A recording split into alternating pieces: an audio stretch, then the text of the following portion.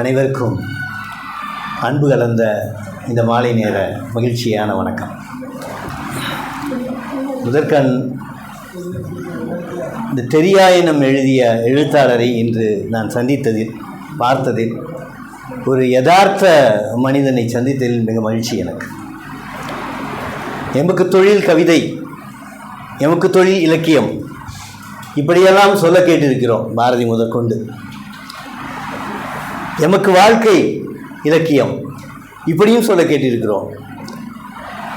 அதையும் தாண்டி உணர்வாகவும் உணர்ச்சியாகவும் நானே இலக்கியமாக இருக்கிறேன் என்று கருது தன்னை வெளிப்படுத்தி கொண்டதற்கு மனம் உவந்து மகிழ்ச்சியையும் பாராட்டுதலையும் தெரிவித்துக் கொள்கின்றேன். ஒரு 20 மணித்துறையில் எடுத்துக்கலான்னு பார்க்குறேன். ஒரு 5 நிமிடம் கவிதை பற்றியும், ஒரு 5 நிமிடம் விமர்சன பார்வை, விமர்சனம் என்றால் என்ன என்பதை பற்றியும், மீதி இருக்கின்ற மணித்துளிகளிலே ஜோவினுடைய இந்த கடல் மிருகம் இதை பற்றி கொஞ்சம் பேசலாம் என்றிருக்கிறேன். அதற்கு முன் இந்த இலக்கிய மேடையை அமைத்திருக்கின்ற குமிழ்மணி பதிப்பகத்தாருக்கும் அதை சார்ந்த அனைவருக்கும், கவிஞர் ஜோவுக்கும், கவிஞர் ஜோவுக்கு பின்னால் இருக்கின்ற கவிஞி அவர் மனைவிக்கும், நான் அவர் இல்லைன்னா இவரால் இப்படி இருக்க முடியாது, அவங்க இல்லைன்னா அவர்களுக்கும் மற்றும் எனது நண்பர் தோழர்களுக்கும் மிக நாட்களுக்கு பிறகு 2009 என்று நினைக்கிறேன், அதற்கப்புறம் சந்திருக்கிறேன் இந்த புதியம்புத்தூர் ஊராட்சி ஒன்றிய தலைவராக என் மாணவனை. அப்படிப்பட்ட அனைவருக்கும் இந்த வாய்ப்பு நல்கியதற்காக நன்றியும் வணக்கத்தையும் தெரிவித்துக் கொள்கிறேன். ஒரு புத்தகத்தை விமர்சனமோ அல்லது வாசிப்போ அல்லது மறுபார்வையோ செய்யும் பொழுது 4 விதமான அணுகுமுறைகளை நம்ம எடுத்துப்போம். அதில் ஒன்று ஒரு கல்வியாளனாக, அடுத்ததாக ஒரு எழுத்தாளனாக அல்லது கவிஞனாக அவனுடைய பார்வை, மூன்றாவதாக ஒரு திறனாய்வாளனாக, நான்காவதாக வாசகனாக. இது தவிர்க்க முடியாது. என்னை பொறுத்த அளவில் 40 ஆண்டு காலமாக எழுதி கொண்டிருக்கிறேன். ஐயா சொன்னாங்க, ஒரு கவிதையை எழுதிட்டு அது ரிஜெக்ட் ஆகுமா அல்லது பதிப்பு ஒத்துப்பாங்களான்னு காத்திருந்த காலங்கள்லாம் எங்களுக்கு உண்டு. என்னுடைய குரு கவிஞர் பாலாவிட்ட கவிதையை கொடுத்துட்டு வெயிட் பண்ணுவேன். அப்படியே அவர் திரும்ப சொல்ல மாட்டார். கவிஞர் பாலாவை தெரிஞ்ச இருக்கிறீங்க, ஒரு கவிதை பிதாமகன் அவர். அவர்கிட்ட கொடுத்துட்டா அப்படி உட்காந்துருப்பேன். அதை பார்த்துட்டே வரும்போது எங்கே டிக்கு போடுறாரு, எங்கே இன்ட்டு போடுறாரு, எங்கே கேள்விக்குறி போடுறாரு, இதுதான் அவருடைய அந்த சொல்லப்போனால் வாசிப்பு. எனக்கு அவர் கொடுக்கக்கூடிய பதில் அதை எடுத்துட்டு எதை வேணான்னு ஏன் சொன்னார் அப்படிங்கிறத நான் அப்புறமா தேடணும். இது ஏன் வேணாம், இது ஏன் அப்படிங்கிறது. அப்படிப்பட்ட ஒரு எனக்கு ஆசிரியனாக எனக்கு ஆசிரியர், அவருடைய மாணவன். அதுக்கப்புறம் நான் ஆசிரியனாக இலக்கியத்தை இந்த வஉசி கல்லூரியிலும் சரி, சென்னையிலும் சரி, அப்படி தொடர்ந்து ஒரு 40 ஆண்டு காலமாக கல்வியாளனாக இந்த வகுப்பறைக்குள்ளே கவிதையை கொண்டு செல்வேன். ஏன்னா கவிதை என்னுடைய மிகச்சிறந்த ஒரு அபிமானத்தை பெற்ற ஒரு பாடம் கல்வியாளனாக. ஏன்னா என்னுடைய ஆராய்ச்சி கூட, PhD ஆராய்ச்சி கூட கவிதை சார்ந்தது தான். அதுவும் திணை பொய்டிக்ஸை எடுத்து மேலை நாட்டு கவிதையோட அதை நான் ஒப்பிட்டு அதை செலுத்தி பார்த்துருக்கின்றேன். Applied the thinai poetics on western poetry, especially Irish poetry. அப்படிப்பட்ட ஒரு இடத்துல இருந்து என்னுடைய மாணவர்களுக்கு நான் கவிதை எடுக்கிறதுனா ரொம்ப பிடிக்கும். கவிதை அப்படின் போது அதுக்காக அன்று கூட என்னுடைய செல்ல மாணவன் முத்து ஃபோர்சேக்கன் மோமன் நீங்கள் எடுத்தீங்களே சார், மேத்யூ அர்னால்டு, அது அப்படியே நினைவு கூர்ந்து என்னோட பேசிகிட்டு இருந்தது. இன்றைக்கி கூட நம்ம இப்படியெல்லாம் எடுத்திருக்கோம் அப்படிங்கிற போது எனக்கு சந்தோஷமாக இருக்குது. ஏன்னா ஒரு ஒரு கவிஞராகவும் நான் இருக்க வேண்டிய சூழல் அங்கே இருக்குது. ஒரு கவிஞனாகவும் அந்த கவிதையை பார்க்கிறேன். பல கோட்பாடுகளை, திணை போய்டிக்ஸ் தொடங்கி, பாணினியினுடைய ரசா தியரி தொடங்கி, மேலை நாட்டு பிளேட்டோவிலிருந்து இப்போ இருக்கக்கூடிய பால்மாவுடன் சொல்லக்கூடிய அனைத்து விதமான, அதுவும் ரிச்சர்ட் டாக்கின்ஸ் சொல்லக்கூடிய பயோகல்ச்சரலில் கான்செப்சுவல் ஃப்ரேம் ஒர்க்கை எடுத்துக்கிட்ட அந்த மாதிரி கோட்பாடுகளோட படித்து படித்து படித்து அதில் மிகச்சிறந்ததாக நான் திணை கவிதை கோட்பாடை இந்த உலகிற்கு இதை தொடர்ந்து நான் வெளிப்படுத்தி கொண்டிருக்கிறேன். அது மிகச்சிறந்தது. எல்லா விதமான கோட்பாடுகளுமே மிகச்சிறந்ததாக அந்த திணை கோட்பாடு. அதில் வெறும் 3 விதமான டைமென்ஷன் இருக்குது. பண்பாட்டை பற்றி பேசுகிறது, மண்ணை பற்றி பேசுகிறது, மொழியை பற்றி பேசுகிறது. இன்றைக்கு படிம கவிதைகளை பற்றி பேசிக்கொண்டிருக்கிறோம். படிமத்திற்கு முதல் இலக்கணம் எழுதியவன் தொல்காப்பியன். உள்ளுரை இறைச்சி என்றெல்லாம் இலக்கணம். ஐயா உட்கார்ந்துருக்காங்க. முதற் பொருள், உரிப்பொருள், கருப்பொருள், இந்த 3க்குள் அத்தனை கவிதை இலக்கணம் அடங்கிவிட்டது. அப்படிப்பட்ட ஒரு கவிதை. ஐயா மரபு பற்றியெல்லாம் சொன்னாங்க. மரபுன்னு புது கவிதைக்கும் அப்படின்னு ஒரு மரபு உண்டாயிடுச்சு. இப்போ மேத்தாவை அது ஒரு வரலாற்று நிமித்தமாகவே மேத்தா சொல்லும்போது சொல்லுவார். அந்த ஐயா சொன்னாங்களே உணர்ச்சி ஒரு அழகாக எப்படி வெளிப்படுத்துகிறோம் சொற்கள் தான். அது மரபு கவிதையாக இருந்தாலும் சரி, வசன கவிதையாக இருந்தாலும் சரி, உரைநடை கவிதையாக இருந்தாலும் சரி, அல்லது இப்பொழுது இருக்கக்கூடிய வடிவம் சார்ந்த கவிதைகளாக இருந்தாலும் சரி, எல்லாவற்றிற்கும் அடிப்படை சொற்கள். சொற்களில் இருந்துதான் யாவுமே அர்த்தத்தை நோக்கி நகர்கிறது. ஏன்னா மரபை மாற்றியோ மீறியோ எந்த கவிஞனும் இதுவரை வந்ததில்லை. ஏன்னா சமகால கவிஞன் தன்னுடைய சொற்களால் மரபோடு செய்யும் ஒரு விசாரணையின் விளைவுதான் அவனுடைய கவிதை. சரியாக இருக்கும்னு நினைக்கிறேன். அது ஒரு விசாரணையின் விளைவு, உங்களுடைய உறவின் விளைவு. மரபை தவிர்த்தோ தடுத்தோ வளர்ந்ததல்ல எந்த கவிதையும். அது மேலை நாட்டு கவிதையாக இருந்தாலும் சரி, நமது தமிழ் மொழியிலே இருக்கக்கூடிய திணை சார்ந்த கவிதைகளாக இருந்தாலும் சரி. இப்போ கவிதை என்பது யாப்பை உடைப்பதோ அல்லது யாப்பை மீறுவதோ, அப்படி கட்டுடைத்த கவிதை என்று மேத்தா சொன்ன அப்படிப்பட்ட வகையிலோ அல்ல. அவனே சொல்லுகின்றான், அழகிய வெளிப்பாடு. இந்த சொற்களில் எப்படி நீ வெளிப்படுத்துகிறாய்? ஏன்னா ஒரு கவிதையோ ஒரு இலக்கியமோ 2 விஷயங்கள் தான். ஒன்று உள்ளடக்கம், இன்னொன்று வடிவம். வடிவம் செய்யுளோ அல்லது உரைநடையோ வசனமோ அவையெல்லாம் வடிவங்கள் தான். அதற்குள் இருக்கக்கூடிய உள்ளடக்கம் இருக்கிறதே, அந்த அர்த்தத்தோடு நாம் செய்கிற ஒரு விதமான உணர்ச்சியும் உணர்வும் கலந்த அந்த தொடர்பு இருக்கின்றதே, அதுதான் அந்தந்த இலக்கியத்தை அது உரைநடையாகவோ அல்லது ஐயா சொன்னாங்க உரைநடைக்கும் கவிதைக்கும் அப்படின்னு 2 பேரும் 2 துருவமாக இருந்து பேசுகிறது மாதிரி பேசினாங்க. எல்லாமே எங்கிருந்து உருவாகி இருந்தால் கவிதையிலிருந்து தான் உருவாகி. சொற்சிக்கனம் கவிதை, சொல்லை விரிவுபடுத்த சிறுகதை, சம்பவங்களை சொற்களாக கூட்டி அதை விரிவுபடுத்த அது நாவல் அல்லது நாடகம். ஆங்கிலத்திலே சொல்லுவார்கள் நாவல் என்றால் பாக்கெட் தியேட்டர். ஒரு பாக்கெட் தியேட்டர் எல்லா விதமான அம்சங்களும். கவித்துவம் இல்லாத எந்த கதையும் வெற்றி பெற்றதில்லை. கவித்துவம் அல்லாத எந்த நாவலும் வெற்றி பெற்றதில்லை. நான் சொல்வது கவித்துவம், வடிவம் அல்ல.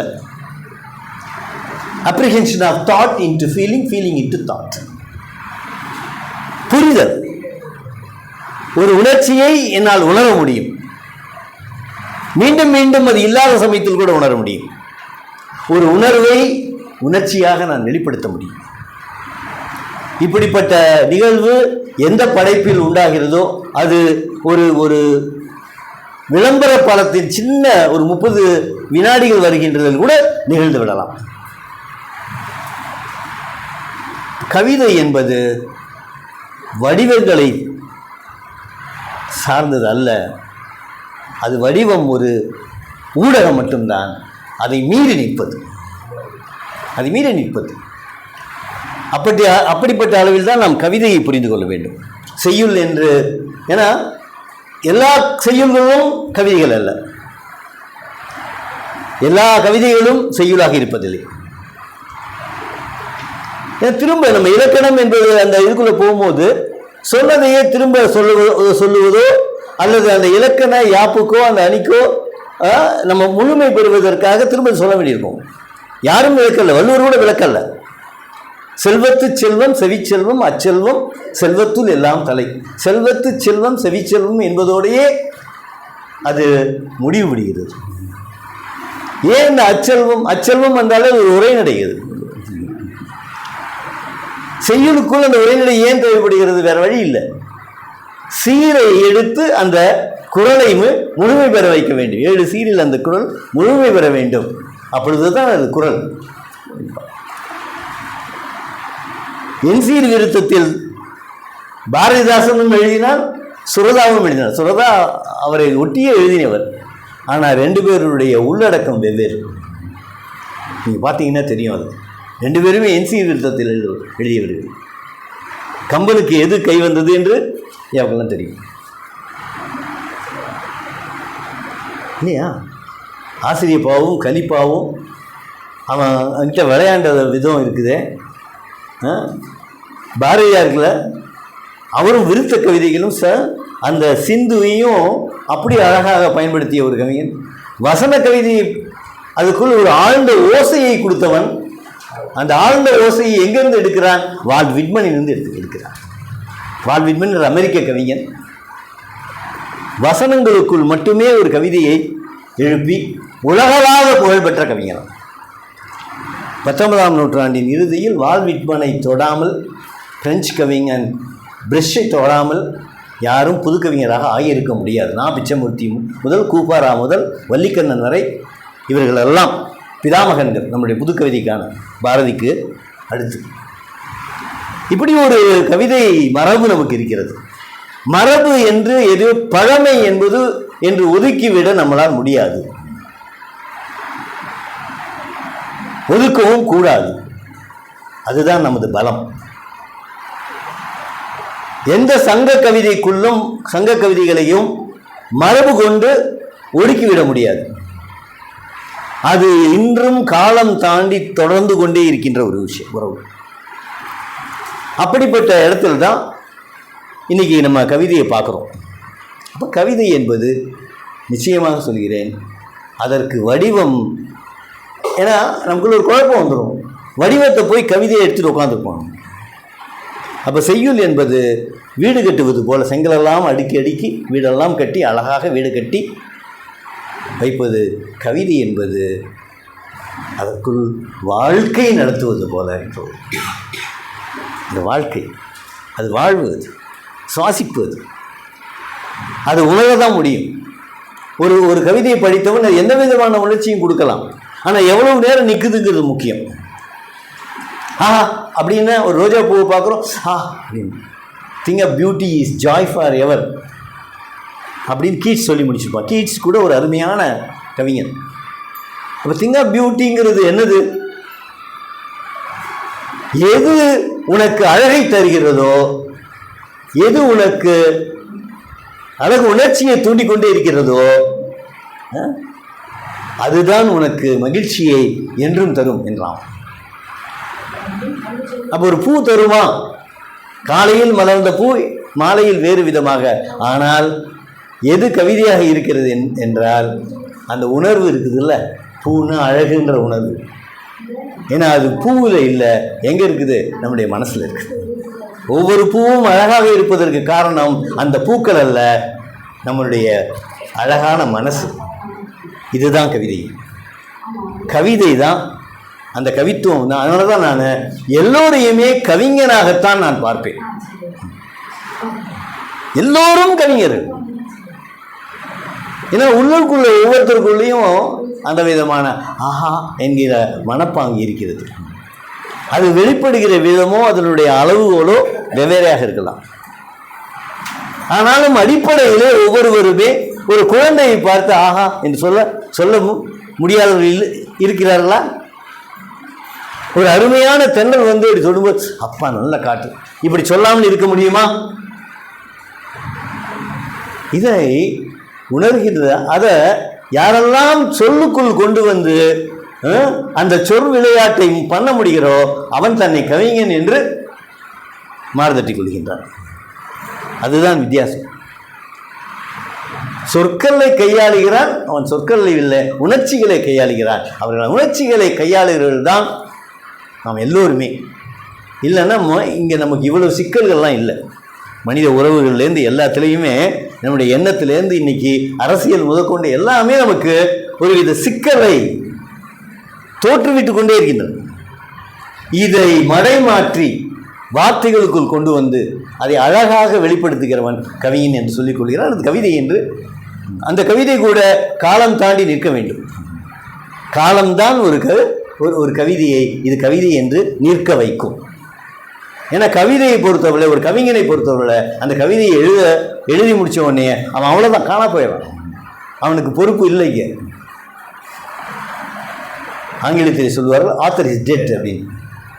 அந்த படைப்பை உருவாக்கிய பின் அந்த படைப்பாளனுக்கு எந்தவித, ஏன்னா அது சமவெளியில் அல்லது பொதுவெளியில் வந்த பிறகு கவிஞனுக்கு இல்லை. அவன் கவிஞன் வீட்டுக்குள் மட்டும் அந்த கவிதையை வைத்து போட்டிக் கொண்டு அவன் மட்டும் படித்துக் கொண்டிருந்தால் அது அவனுக்கும் கவிதைக்குமான உறவாக போய்விடும். ஆனால் என்றைக்கு அது பொதுவெளிக்கு வந்து விட்டதோ அன்றைக்கு அது வாசகனாலும் திறனாய்வாளர்களாகவும் இவர்களால் தான் அந்த கவிதை அடுத்த கட்டத்திற்கு நகர்த்தப்படுகிறது.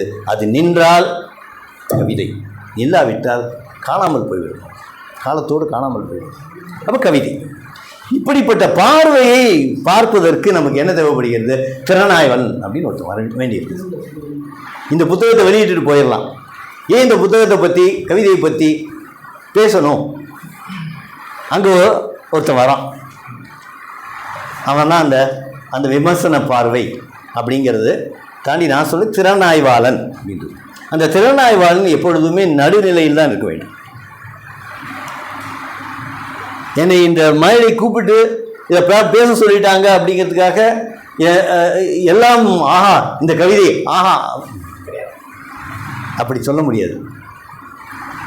நடுநிலையாளன் என 40 வருடங்களுக்கு மேலான கவிதை வாசிப்பு எங்கிருந்து தொடங்கி, அது மட்டும் இல்லாமல் 40 வருடங்களுக்கு மேலாக கவிதை கோட்பாட்டாளர்கள், நம்மளது தமிழில் திணை சங்க பொய்டிக்ஸ்ன்னு சொல்கிறோமே, அந்த சங்கம் தாங்கிய அந்த கோட்பாடுகளை ஆரம்பித்து பிளேட்டோவிலிருந்து ஏன் இன்றைக்கி இருக்கிற டிஎஸ் எலியட் அங்கே வரிசையாக மில்டன்லேருந்து ட்ரைடன்லேருந்து போப்பில் அலெக்சாண்டர் போப்லேருந்து மேத்யூ ஆர்னால்ட்லேருந்து டிஎஸ் எலியட்லேருந்து பிளாக்மோர்லேருந்து இப்படி நிறைய விமர்சக கூட்டம். எதுக்காக? எதை முன்னிறுத்தி? மட்டும் கவிதையை எப்படி படிப்பது என்பதை முன்னிறுத்தி மட்டுமே இத்தனை கோட்பாடுகள். ஒரு புதுக்கவிதை சொல்லி போன அப்படி புரியாததற்கு பெயர் புதுக்கவிதை என்று.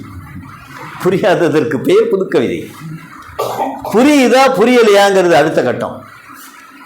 என்ன மாதிரியான இது கூட ஒரு விளைவு. புரியவில்லை என்பது கூட ஒரு விளைவு. படித்தவன் மனதிலே ஏற்படுகின்ற அந்த விளைவு. அதை அவன் சொல்லுகின்ற பொழுது அதுதான் அந்த கவிதைக்கான பதில். அதான் கவிதைக்கான பதில். அதுக்காக அவன் வாய் மூடி சும்மா இருக்க முடியாது. அப்போ விமர்சகன் என்பவன் நடுநிலையோடு எங்கிருந்து அவனுக்கு எது முக்கியம்? அந்த எழுத்து தான் முக்கியம்.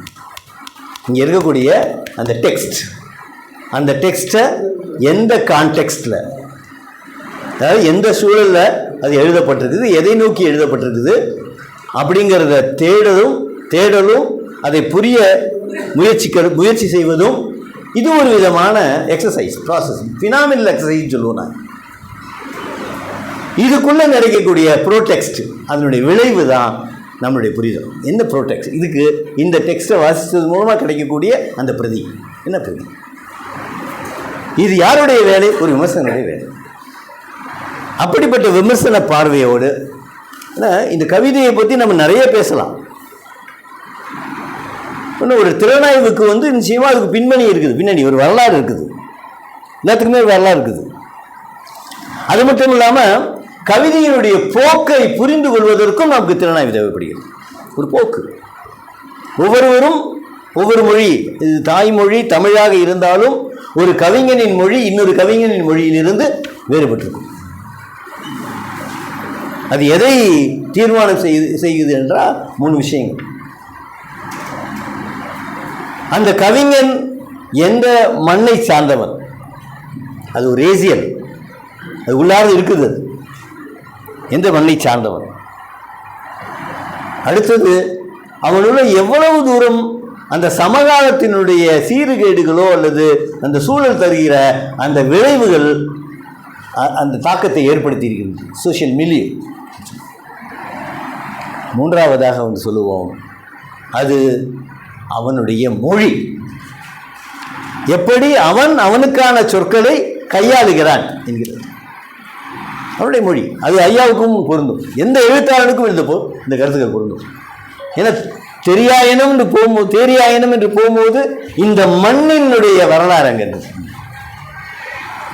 இந்த மண்ணினுடைய பண்பாடு இருக்குது, இதனுடைய இனம் சார்ந்த அந்த பொருண்மையும் விழுமியமும் நிச்சயமாக அந்த புத்தகத்துக்கு இருக்கு. அதை தவிர்த்தவரால் பண்ண முடியாது. ஏன்னா அவருடைய வாழ்க்கை அங்கே இருக்குது. அடுத்தது என்ன இருக்குது, அந்த மாதிரி மண்ணில் கிடைச்ச ட்ராமான்னு சொல்லுவோம். அதாவது அந்த அந்த சீர்கேடுகள், ஒதுக்கம், இப்படிப்பட்ட விஷயங்கள் எல்லாம் எப்படி ஒரு வாழ்வியல் சம்பவங்களாக மாறி இருக்கின்றன. அதான் சோஷியல் மிலியு. அதுக்கு அவர் கையாண்ட அந்த தேரியாயனம் என்பதே அவருடைய மொழி, அந்த மொழி. இப்படிப்பட்ட ஒரு விமர்சன பார்வை இல்லாமல் ஒரு இலக்கிய படைப்பை, கவிதையோ ஒரு இலக்கிய படைப்பையோ நாம் அதை போக்கை உணர்ந்து கொள்ள முடியாது என்பது என்னுடைய பணிவான ஆலோசனையாக இருக்கலாம், அல்லது இதுதான் என்னுடைய கருத்து ஆக்கமாகவும் இருக்கலாம்.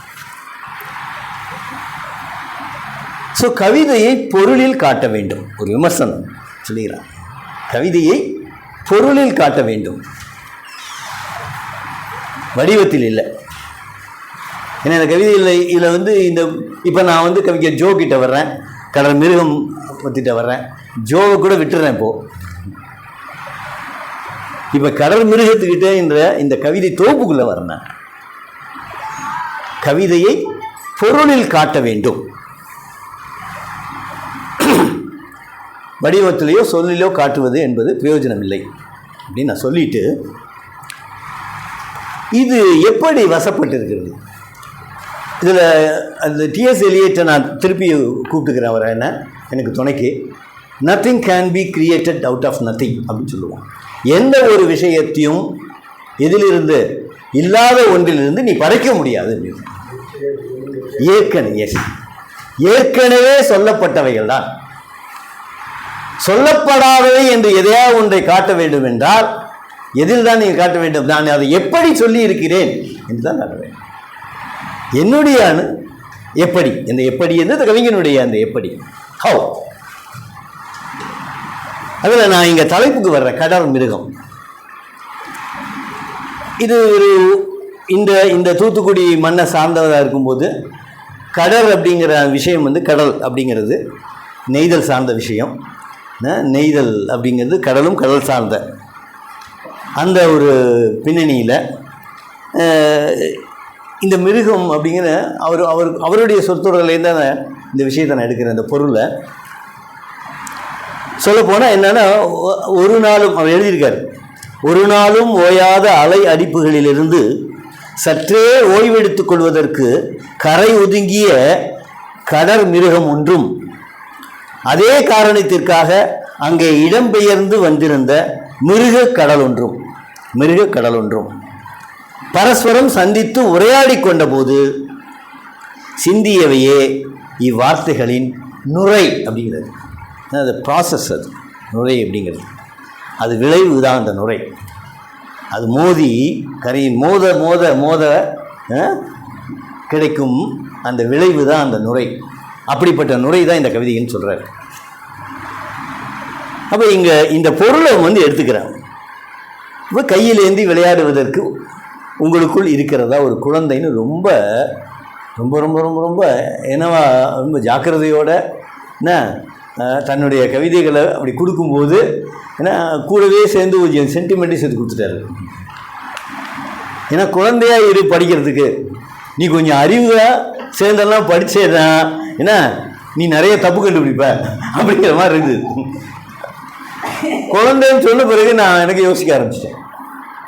ஏடா நம்ம இத்தனை வருஷம் அவருக்கே கவிதை பற்றின வகுப்பெல்லாம் எடுத்திருக்கோம், இவ்வளவையும் சேர்ந்துட்டு நான் ஒரு குழந்தையா மாறிட்டு இதை எப்படி நான் படிக்கிறது?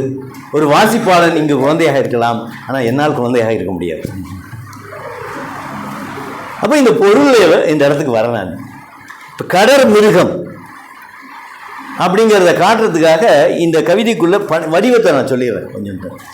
இந்த புத்தகம் வடிவம் வந்து அலை அப்படிங்கிற தலைப்புலையும், உயிர் அப்படிங்கிற உதிர் இல்லை உயிர் இல்லை உயிர். எத்தனை பேர் இதை கேள்விப்பட்டிருக்கீங்க? உயிர்,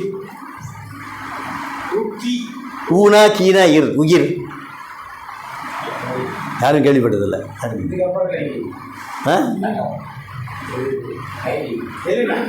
இருங்க இருங்க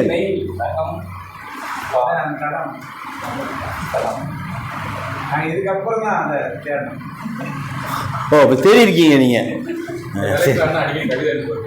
இந்த தலைப்பில் தான் எடுக்கிறாரு.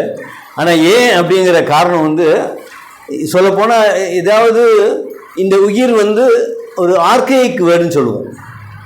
ஆர்கைக்குன்னா புழக்கத்திலேயே இல்லாத ஒரு வார்த்தை. புத்தகத்தை வச்சுக்குவோம், திரிசூல்னு வச்சுக்குவோம். இலக்கிய வகை சொற்கள் 4 சொற்கள் வட சொல் திரிசூல். அந்த திரிசூலுக்கு எடுத்துக்காட்ட அந்த உயிர் வச்சுக்குவோம். சவர்ந்த இலக்கணம், தமிழ் இலக்கணம் இல்லை நான் சொல்றது வேற. பழக்கத்தில் இல்லாத ஒரு வார்த்தைன்னு அது இலக்கண வகைப்படி வேணாம், அதெல்லாம் இருக்கட்டும். அதுக்குள்ளே போல இலக்கணம் தாண்டி நம்ம பேசிகிட்டு இருக்கிறோம். வழக்கத்தில் இல்லாத ஒரு வார்த்தை. ஏன்னா வள்ளுவர் கூட இதை யூஸ் பண்ணதை நான் அவரும் பார்த்தேன்.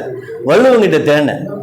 1330 குறளில் எங்கேயாவது உயிர்னு அவர் பயன்படுத்தியிருக்காருன்னு அவரும் பயன்படுத்தலை. கம்பராமாயணத்தில் பயன்படுத்தியிருக்காருன்னு பார்த்தா அவரும் வந்து வரல, பக்கத்தில் வரல, அங்கேயும் இல்லை. பாரதியார் கேட்க வேண்டாம், பாரதியார் நான் ஃபுல்லாக படிச்சிருக்கோம், பையன் தெரியும். உயிர் வந்து இல்லைன்னா சொல் புதிது பொருள் புதிது படைப்போம் நவகவிதை அப்படின்னு சொல்லவன். யாரை வச்சு சொன்னவனா? கம்பனை வச்சு தான் சொன்னவன். இந்த கம்பன் மேலே அவனுக்கு அவ்வளவு அவா வந்தது காரணம் என்னென்னா இதுதான், இந்த சொல் புதிது பொருள் புதிது. இந்த விஷயம் இன்னைக்கு இருக்கக்கூடிய எல்லா கவிதைகளுக்கும் பொருந்தும்.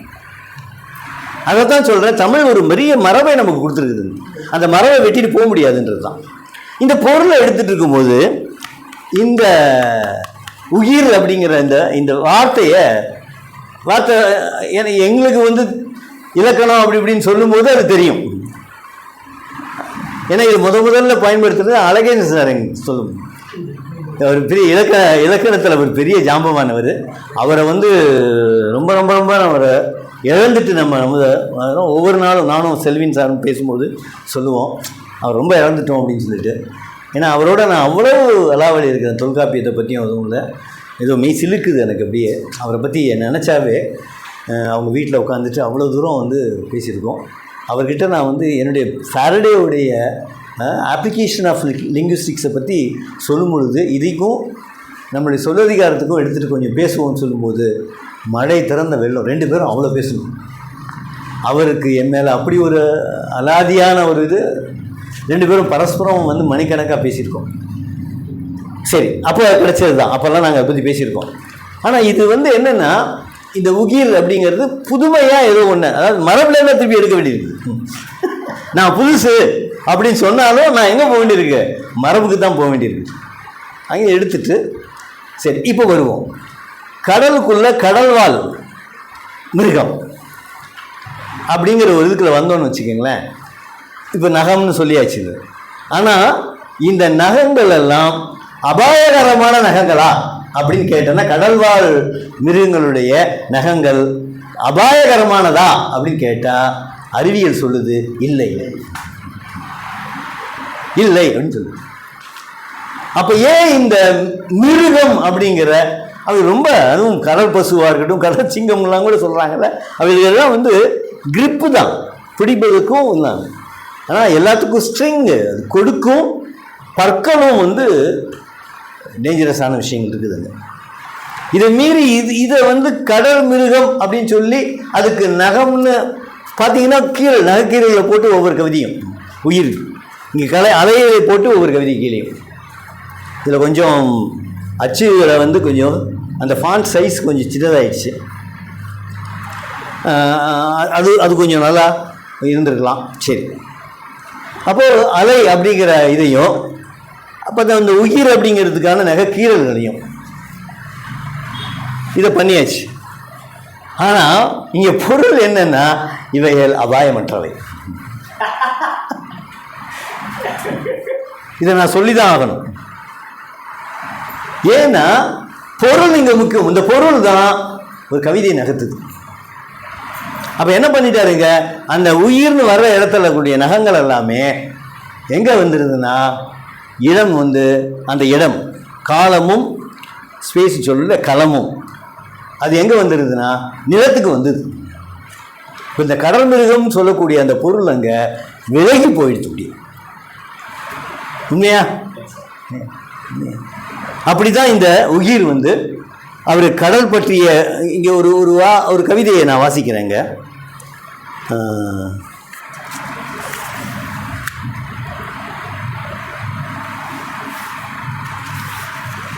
ஏன்னா முதல்ல உயிர் ரெண்டாவது தான் வருது.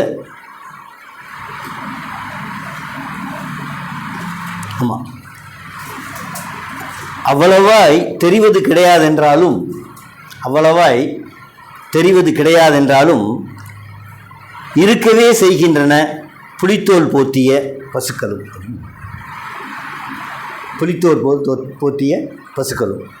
இது ஏன் நான் வந்து சொல்கிறேன் அப்படின்னா, அதே மாதிரி பொறிக்குள் வந்து அகப்பட்டு கொண்டு விட்ட அந்த கணத்தில் போன்று வேற எப்போதும் அத்தனை பாதுகாப்பாய் தன்னை உணர்வதில்லை எலி என்று. எலி, புலி, பசு, இப்படி வரிசையாக கரடி வருது. மிருகங்களை பற்றி தான் வயதான காங்கரு பற்றி வருது. காலியான கை பையோடு வயதான கங்காரு. இதெல்லாம் படிமம் வந்து அவ்வளவு இறுக்கமாக வந்து விழுந்திருக்கு. அந்த படிமத்துக்குள்ளே போவோம். அடுத்தது படிமத்துக்குள்ளே நான் போகிறேன் என்று அப்போதுதான் ஈனப்பட்டிருந்த அந்த 3 குட்டிகளுக்கும் தெரியாது, தற்போது அவை அறிந்து கொண்டிருப்பது தங்களின் தாய் தின்ற முதற் குட்டியைத்தான் என்று. அந்த படிமம்லாம் பயங்கரமான ஒரு வெளிப்பாடு. ஆனால் எல்லாமே நிழல் சார்ந்த படிமங்கள். நான் தேட வேண்டியிருக்குது. இது கடல் சார்ந்த அந்த மிருக படிமானங்களை தேட வேண்டியிருக்குது. ஏன்னா அந்த நகைக்குறியீடு மூலமாக ஏன்னா என்னை எதிர்பார்க்க வச்சிருச்சு கடல் மிருகம். அதே மாதிரி மிருகக்கடல் அப்படிங்கிற வார்த்தையை யூஸ் பண்ணுறாரு. மிருகக்கடல் சுனாமி வரும் வரை நமக்கு தெரியாது. அது ஒரு மிருகமாக இருக்கும். சுனாமிக்கு பிறகு மிருகக்கடல்ன்ற அந்த அர்த்தம் நமக்கு எல்லோருக்கும் புரியும். பெரிய கபாலிகாரம்,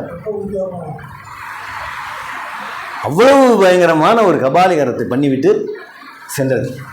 ஒரு பெரிய ராட்சத முதலையோ அல்லது ராட்சத டைனோசர் காலத்தில் எப்படியோ என்ன மாதிரி இருந்திருக்குமோ. ஒரு ஒட்டைச்சிவிங்கி பற்றி கூட ஒரு கவிதை எழுதியிருக்காரு. தரையில் இருப்பதை விட்டு தரையில் எவ்வளவோ கிடைக்கிறது விட்டு நாம் எப்பொழுதும் ஒட்டைச்சிவிங்கி தான். ஆனால் அதுக்கு பின்னாடி உள்ள அறிவியலை கொஞ்சம் பார்க்கணும். நம்ம ஒட்டைச்சிவிங்கி இருந்த காலத்தில் தரையில் எதுவுமே கிடைக்கல.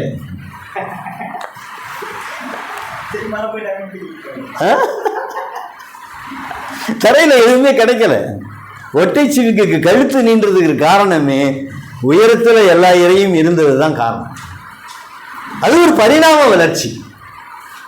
அப்போ கவிஞருக்கும் நமக்கும் பொருளை பற்றி எடுக்கும் பொழுது ஒரு கவனம் தேவை. இதை நான் சொல்கிறேன். சரி, இந்த மாதிரி புலி, பசு அப்படின்னு நிலம் சார்ந்த மிருகங்கள்லாம் நிறைய இருக்குது. அந்த நிலம் சார்ந்த மிருகங்களுக்கு நகங்கள் நிச்சயமாக அவை எல்லாமே வக்கிரத்தையும் பொறாமையையும் இன்னைக்கு கற்பை சூறையாடுகிற அந்த மாதிரியான படிமங்களை எல்லாம் நிறைய உள்ள கொண்டு வந்தாச்சுங்க. ஆனால் பாவம் கடல் மிருகங்கள் அதை அதை போய் நகமெல்லாம் கொடுத்ததுக்கு அது ஏதோ மிருகம் மாதிரி ஆக்கி அவ்வளோ அருமையான. ஏன்னா நான் ஒரு என்விரான்மெண்டலிஸ்ட், சூழலியலை பற்றி படிச்சுட்டு இருக்கிறவன், சூழலியலோடு நிறைய விஷயங்களை செஞ்சிடும். அதுவும் கடல் சார்ந்த சூழலை ரொம்ப அதிகமாக அதை கவனிச்சுட்டு இருக்கிறவன். அப்படி இருக்கும்போது எனக்கு எதிர்பார்ப்பு வந்துச்சு, கடல் மிருகமா அப்படின்ட்டு. அப்போ இதில் இப்போ வந்து படிமத்துக்கு நான் போகிறேன். ஏன்னா இது முழுக்க முழுக்க படிம கவிதைகள் தான் இதெல்லாமே. படிமம்னா உங்களுக்கு தெரியும், காட்சியாக்கப்படுகிற இமேஜஸ், காட்சி தான் இமேஜ் அல்லது இமேஜரி. இதுக்குள்ளே இதுதான் இதனுடைய வடிவம். இதை வடிவமாக பயன்படுத்தி அவருடைய பொருள்களுக்குள்ள அந்த கவித்துவத்தை ஏற்றிருக்கார். அப்போ படிமம் அப்படிங்கிறது எப்போனா 80களில் பிரமிழ் அப்துல் ரஹ்மான் மாதிரி அபியின் மௌனத்தின் நாவல். ஏன்னா இந்த கவிதை இருக்கிறதெல்லாம் அபியினுடைய மௌனத்தின் நாவல்களோடு அவ்வளோ ஒத்து போகுது. அபியினுடைய மௌனத்தின் நாவல்கள், நகுலனுடைய கவிதைகள், ஆத்மநாமனுடைய கவிதைகள், இப்படிப்பட்ட குப்பராவுடைய கவிதைகள் கூட. குப்பராலாம் மிகவும், ஏன்னா இவங்கெல்லாம் படிமத்தை முதல்ல எடுத்துக்கிட்டு உள்ளே வராங்க. அப்படியே காட்சியை வந்து அப்படியே வந்து அதுதான் இலக்கணம் கூட. புதுக்கவிதைக்கு இலக்கணம் எப்படி அந்த படிமத்தை கையாண்டுக்கிறோம் அப்படிங்கிறது தான். அப்போ சொல்லப்போனால் அந்த கடல் பற்றி ஒரு முதல்லே வருது. அது எப்படி அதே கடலாகும் நாம் குளித்ததும் நான் குளிப்பதும்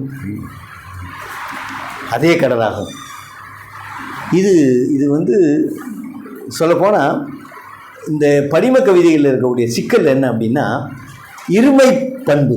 அதாவது அந்த பொருள் வந்து ஆம்பிக்விட்டின்னு சொல்லுவோம் ஆங்கிலத்தில், இருமைத்தனத்தோடு இருக்கும். இதை புரிஞ்சுக்கிறதா அதை புரிஞ்சுக்கிறதா அப்படின்னு சொல்லிட்டு இது வந்து ஒரு அறிவு சார்ந்த முயற்சியாக இருக்கும். எவ்வளோ நேரம் பாது எடுத்துக்கலாமா? சரி.